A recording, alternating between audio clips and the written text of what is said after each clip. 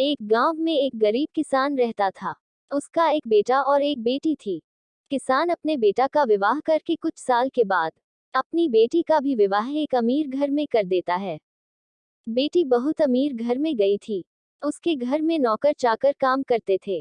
किसान अपने दोनों बच्चों का विवाह करके इस दुनिया से चला जाता है। बेटी को धन की तो कमी नहीं था, वही बेटा बहुत गरीब था। किसी तरह खेती मेहनत मजदूरी करके अपने परिवार का पालन पोषण करता था।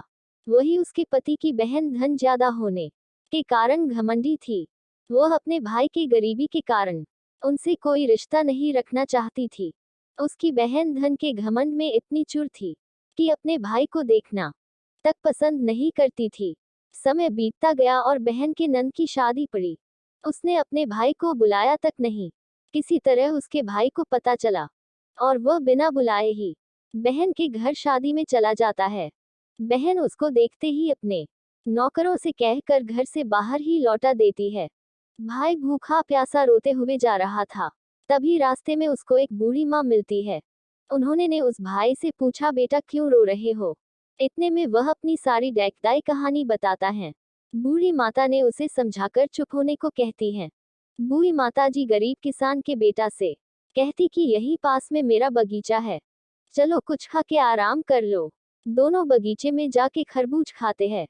फिर बूढ़ी माता ने एक थैले में खरबूज और कुछ खाने पीने का सामान रख के उसे वहां से घर भेजती है। घर पहुंचने के बाद बच्चे सब अपने पिता के आगे पीछे घूमते हैं। उसकी पत्नी अंदर से पानी लेकर आती और तुरंत थैला हाथ से लेकर देखने लगती है कि मेरी ननद क्या दी है। बेचारा भाई वहां से चला जाता है। उसकी पत्नी जैसे ही उस खरबूज को काटती खाने के लिए उसमें बीज की जगह हीरे मोती चमक रहे होते हैं। वह बहुत खुश होती है देखकर। फिर अपने पति के पास जाकर कहती कि दीदी को हमारी गरीबी देखा नहीं गया है, इसलिए इतने सारे धन दी हैं। बेचारा किसान भाई सोच में पड़ जाता है और किसी से कुछ कहता नहीं है। अब बेचारा भाई भी बहुत धनी और पैसे वाला हो गया।